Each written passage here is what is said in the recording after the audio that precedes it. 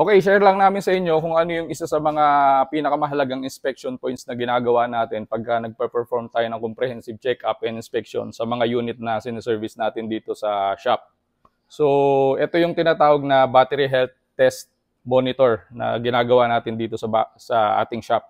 So, bakit mahalaga na chine-check natin yung battery health tsaka yung battery status of charge ng ating sasakyan? Dahil yung battery kasi mga boss, yan yung nagsuserve as parang puso ng inyong mga sasakyan na pagka nagkaroon niya ng problema, possibly, and 100% magkakaroon niya ng effect dun sa overall performance ng inyong makina. So, ang tinitignan natin dyan is yung battery power status of charge natin, tsaka yung battery life status of health. So, ito. 93% siya dun sa charge and dun sa battery health natin is 44%. And makikita natin dun sa scanner natin is ang recommendation niya is for replacement. Kasi dapat ang optimum na battery life status of health ng ating mga battery sa ating mga sasakyan is above 80% para masabi natin na talagang nasa optimum performance and condition yung ating mga battery. So dito sa shop, nire-recommend natin yan sa ating mga clients na pagka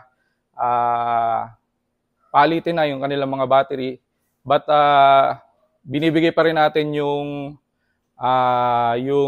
discretion doon sa ating mga clients kung papalitan nila o hindi. Basta i-inform natin sila na palitin na yung kanilang mga battery. So ngayon, kung papalitan nila dito, bakit maganda na papalitan sa shop yung mga battery ng ating mga sasakyan? Kasi pagka ito, pinapalitan nyo dun sa mga battery suppliers natin like Motolite or anumang battery suppliers na available dyan sa market, mangyayari dyan, tatanggalin nila yung battery terminals ninyo and possibly magkakaroon niya ng triggering dun sa mga ibang modules pagka binalik na yung battery ng inyong mga sasakyan.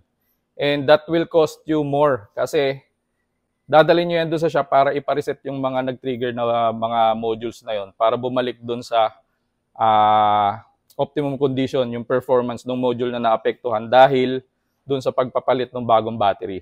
Pero pag sa shop nyo yung pinapalitan, ang mangyayari niyan, malilibre nyo na yung reset ng inyong mga batteries and ng mga modules na nag-trigger. At the same time, ma-avail nyo pa yung ating mga batteries ng suggested retail price kung magkano yan binibenta sa labas.